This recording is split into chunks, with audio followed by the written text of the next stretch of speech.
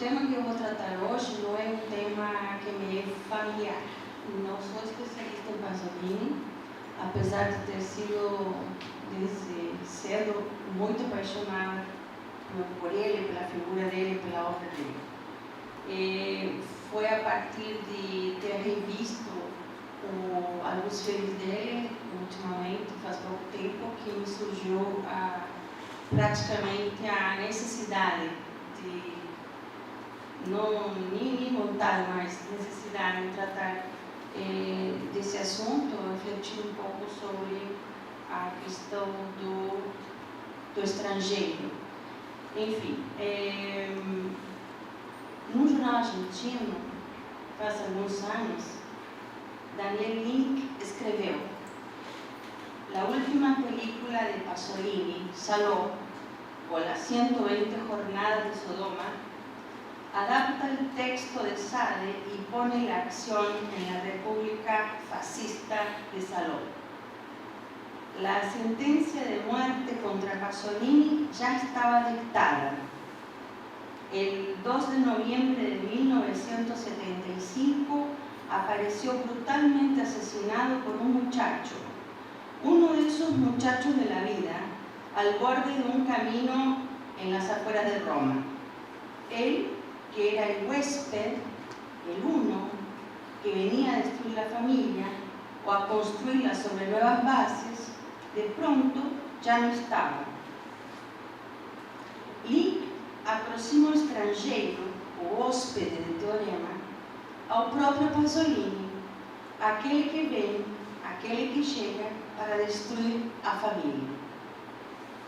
Era essa a imagem que, na época em que Pasolini era vivo, muitos daqueles que conseguiam assistir seus filmes ou liam seus escritos tinham dele. Anos mais tarde, Daniel Link, no prefácio à edição argentina de uma reunião de cartas de Pasolini, publicada sob o título Pasiones Heréticas, correspondências entre 1940 e 1975, recupera um trecho da carta endereçada a Gianfranco Contini, datada em 7 de julho de 1949. Eu vou citar da edição, evidentemente, publicada em espanhol.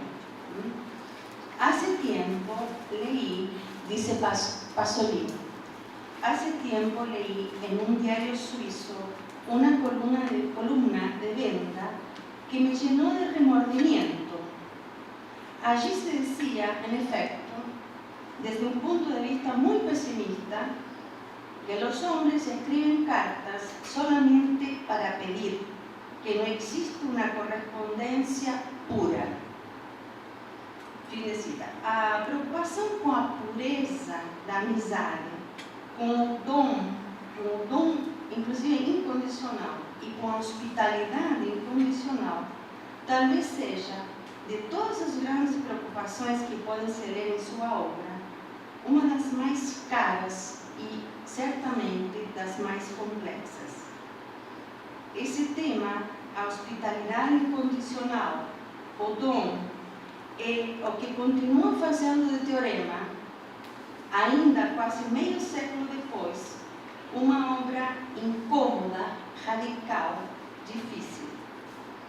Em outra carta a um amigo, Pasolini, defendendo seu filme, escreveu: Teorema é um filme belíssimo, quase absoluto. Quase absoluto. E Pasolini estava completamente certo. Os motivos, pois, isso é o que tentaremos entender. Como se sabe, Teorema é um romance, um poema e um filme, todos do mesmo ano, 1968. A uma casa da alta burguesia de Milão chega um hóspede, um estrangeiro, que é assim descrito no romance. Eu vou citar a versão, a tradução de Enrique Pessoni ao espanhol. Extraordinário. Eu estou citando a tradução ao espanhol porque não tenho a tradução ao português e porque não poderia citar em italiano. Extraordinario, ante todo por su belleza, una belleza tan excepcional que hace casi escandaloso el contraste con todos los presentes. Observándolo bien, diría uno que es extranjero, no solo por su alta estatura y por el celeste de sus ojos, sino también porque nada hay en él de mediocre, de reconocible, de vulgar, al punto que es imposible considerarlo como un muchacho perteneciente a una familia pequeño burguesa italiana. Por otra parte, tampoco podría decirse que tiene la sensualidad inocente y la gracia de un muchacho del pueblo. En suma, es socialmente misterioso. A visita do rapaz à casa do burguês de Milão, dono de uma poderosa fábrica que no filme aparece já no início, como uma daquelas desoladas paisagens que lembram algumas telas de Pico, é anunciada por um telegrama que o pai lê com o polegar cobrindo a assinatura do remetente. Nunca saberemos o nome do rapaz nem a sua procedência. Desse hóspede sem nome, só saberemos que é estrangeiro e que a ele a casa se abre e que a ele todos os habitantes se lhe oferecem, começando pela empregada, passando pelo filho, a filha, a mãe e finalmente o pai. Todos se relacionam sexualmente com ele, tomados pela paixão. Dias depois, o estrangeiro parte, deixando a empregada em êxtase místico, a mãe em angustiada procura de jovens amantes, a filha em estado catatônico, o filho em êxtase artístico e o pai num processo de despojamento radical. Doa à fábrica seus 6.500 empregados e, despido até a nudez total, acaba peregrinando no deserto. A família foi destruída. Pode-se ler aqui um ataque à família burguesa e ao velho modelo capitalista fabril, ao momento de possuir e produzir, que avança o momento de produzir e consumir e, consequentemente, a massificação consumista. Mas também enuncia e prenuncia os lugares de autoridade que são a máquina, a técnica, a tecnociência, a teletecnologia, o ciberespaço, a numerosidade, a digitalidade, a virtualidade e toda a família ou série a elas associadas. Sem dúvida, Teorema é tudo isso, mas não é só isso. O filme, o poema, o romance colocam o dom como tema e como problema. Um problema que deve ser conhecido, porém não pode ser resolvido. Portanto, o nome teorema já não lhe convém. Referindo-se a seu trabalho sobre o dom e a hospitalidade incondicional, Derrida disse: eu tenho que acolher o outro, e esta é uma injunção incondicional. Quem quer que seja ele ou ela, incondicionalmente, sem pedir um documento, um nome, um contexto ou um passaporte. Esta é a primeiríssima abertura de minha relação com o outro. Abrir meu espaço, meu lar, minha casa, minha língua, minha cultura, minha nação, meu estado e eu mesmo. Na verdade, não tenho que abrir, porque já está aberto. Está aberto antes mesmo de eu tomar uma decisão sobre abrir ou não. Então, tenho de manter aberta a abertura ou tentar mantê-la aberta incondicionalmente. Os problemas do dom, da hospitalidade incondicional, do estrangeiro e do outro absoluto, são campos conceituais privilegiados onde Derrida foi buscar modos de repensar o conceito de ética. Um conceito herdado da tradição metafísica que tem um peso extraordinário nas formações conceituais dele derivadas. De fato, em Adeus a Emmanuel Levinas, Derrida afirma: todos os fios passam inegavelmente pelo nó da hospitalidade, onde eles se amarram e se desamarram. Seríamos assim remetidos a esta implacável lei da hospitalidade. O hospedeiro que recebe, host, aquele que acolhe o hóspede, convidado ou recebido, guest. O hospedeiro, que se acredita proprietário do lugar, é, na verdade, um hóspede recebido em sua própria casa. Ele recebe a hospitalidade que ele oferece na sua própria casa. Ele a recebe de sua própria casa e, no fundo, não lhe pertence. O hospedeiro, como host, é um guest. Se a lei de hospitalidade diz que eu tenho que acolher o outro, e essa é uma injunção incondicional, o hospedeiro é, na verdade, um hóspede recebido na sua própria casa. Deve-se observar como em teorema se dá exatamente essa reversibilidade. Todos, a começar pelo dono da casa, o pai patrão, vão se tornar hóspedes desse hospedado. Em gramatologia, o conceito derridiano de rastro originário se refere à relação com o outro, que é a base, segundo Levinas, do ético. Gostaria já de apontar que em teorema, esse outro, que tudo desestabiliza até a destruição, não somente da família e de seu dono, o pai, a lei, também do dono da fábrica, do patrão, não é um outro absoluto no sentido que Levinas dá à alteridade radical do outro. Se assim fosse, seria ilegível, irreconhecível e, portanto, indesejável. Esse outro de teorema é registrado enquanto tal e desejado enquanto tal, na medida em que esse outro é, de certo modo, o mesmo, um alter ego, o mesmo que os hospedeiros, porém outro.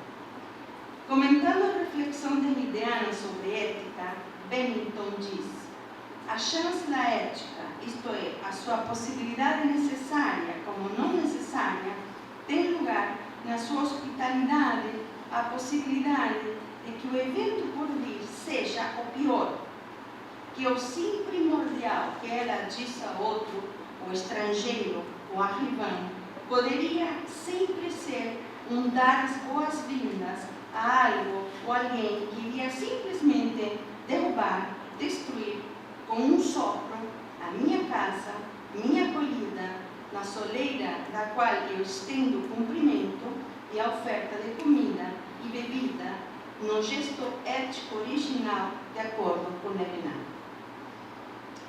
Conhecemos a resposta de Derrida a Levinas sobre a sua proposta de que a ética se inicia na face a face da face. No face a face da face. No face a face singular com o outro e o compromisso e a responsabilidade que isso demanda. Derrida responde que nesse face a face há uma terceira parte que é justamente o elemento que o torna possível. Há uma essencial contaminabilidade que pretende dar conta tanto de toda pureza como de toda pervertibilidade. Uma contaminabilidade de mão dupla, digamos, ou seja, há condições de possibilidade e condições de impossibilidade agindo incessantemente. Portanto, a pureza de qualquer conceito, no caso, o conceito de ética, estaria já comprometida na sua formulação mesma.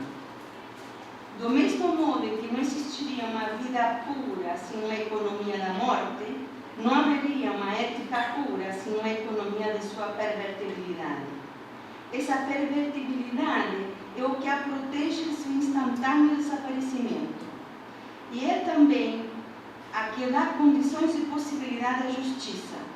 Bennington esclarece que justamente a ética tem chance de se tornar ética somente no tornar-se justiça. Que é já, diz ele, cito que é já, e também o tornar-se direito da justiça, o tornar-se formal da relação absolutamente não formal do face a face e tornar-se institucionalizado. Ou instituição dessa relação pré-formal, pré-institucional, discutida por Levinas, da relação com Em Adeus a Emmanuel Levinas, Derrida escreve: a palavra hospitalidade, este quase sinônimo de acolhimento, vem todavia determinar ou talvez restringir a sua figura, designando assim os lugares de nascimento da questão. Como se vê, é na hospitalidade, no acolhimento incondicional, aquele que vem, aquele que arriba e que encontra no estrangeiro, no outro, aquele numa cultura outra, a sua figuração máxima, por onde passam todos os fios que vão concorrer para tecer a problemática da ética. A ética não seria ética se não fosse hospitalidade incondicional. Porque hospitalidade, diz Derrida, não é tampouco uma região da ética, ou até mesmo o nome de um problema de direito ou de política. Ela é a eticidade propriamente dita, o todo e o princípio da ética. Os fenômenos de alergia, de rejeição, de xenofobia, a própria guerra manifestam ainda tudo que Levinas confere ou alia explicitamente à hospitalidade. Ele fez questão de sublinhar: o pior torturador atesta aquilo mesmo que ele destrói. Como manifestou aquele rapaz da vida que assassinou brutalmente Pasolini, atestando pelo avesso justamente que a hospitalidade é a eticidade propriamente dita. Porém, a ética não seria tal se não fosse suscetível à pervertibilidade e à contaminabilidade que lhe garantem a sua existência, o seu não fenecer instantâneo. Esse paradoxo, essa antinomia irresolúvel que a constitui, já não é mais teoremática, portanto solucionável, mas é ela a que cria as condições de possibilidade para a explosão de políticas singulares, procurando serem éticas, digamos. A hospitalidade incondicional, em sua condição de antinômia, ou seja, na colisão irresolúvel de duas leis, a lei da hospitalidade incondicional e ilimitada e as leis de hospitalidade sempre condicionantes e condicionadas, nos demanda, nos obriga a pensar e discutir a consequente multiplicidade política. Parece inevitável, comenta Bennington, que a ética se transforme numa questão de decisões singulares. Porém, para Derrida, decisões e responsabilidades se dão através do outro, e que esse ter lugar em mim do outro, cito Derrida, nos diz algo a respeito do outro já em mim. Esse é um dos eixos do pensamento desconstrutivista. Eu sou na medida em que abrigo, acolho o outro em mim. Em da hospitalidade, Derrida coloca assim um problema complexo da diferença entre o outro absoluto e o estrangeiro.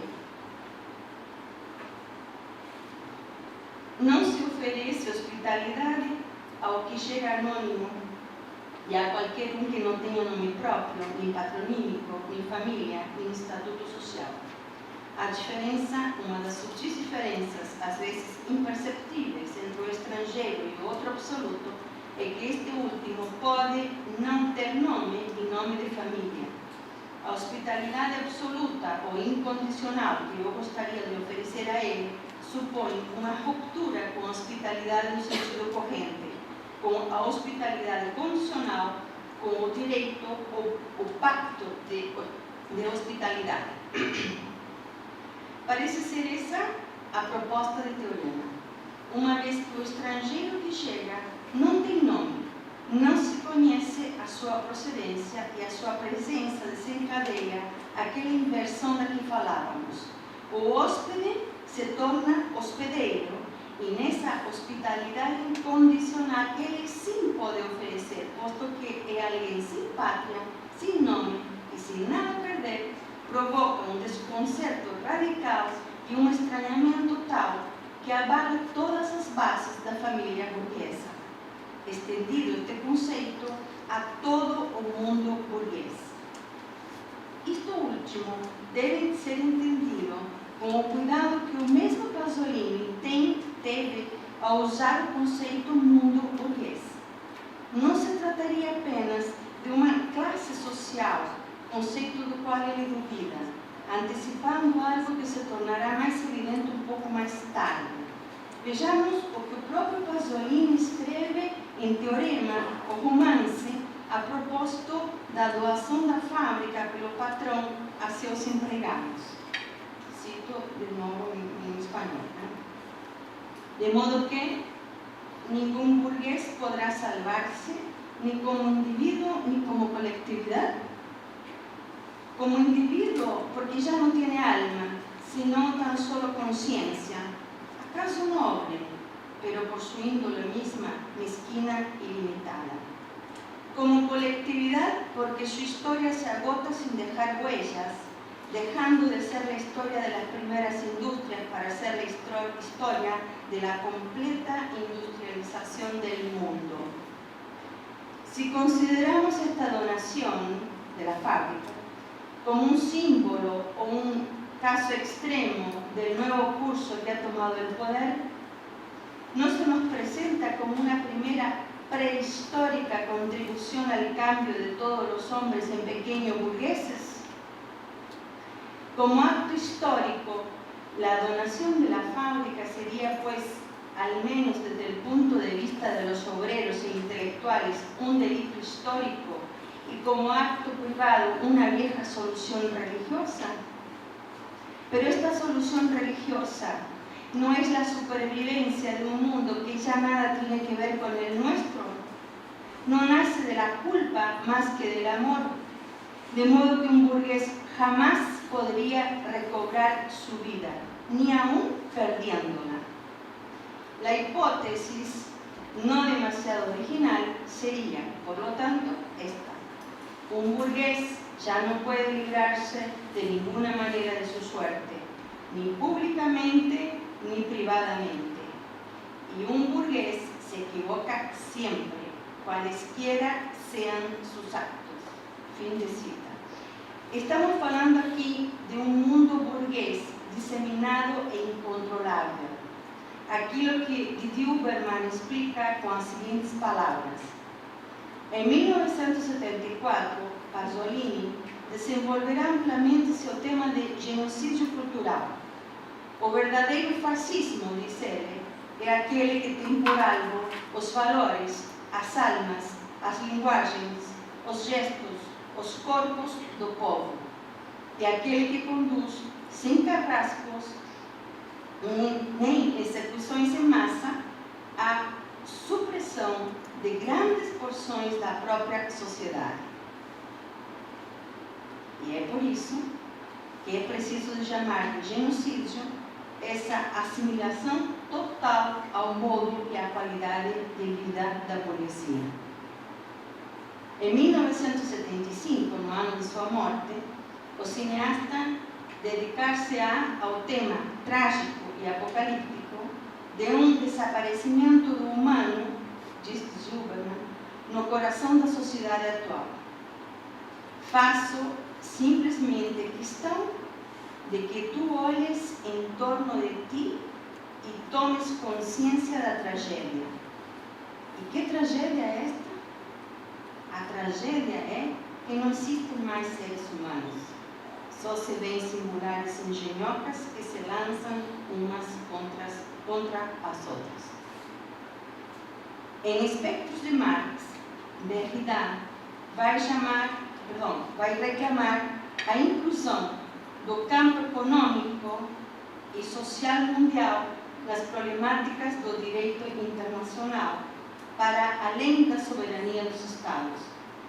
Para Derrida, uma nova internacional em vias de vir, denuncia os limites do discurso sobre os direitos humanos enquanto a lei do mercado, a dívida externa, a desigualdade técnico-científica, militar e econômica mantenham uma desigualdade tão monstruosa como esta que prevalece hoje, diz Derrida, mais do que nunca na história da humanidade.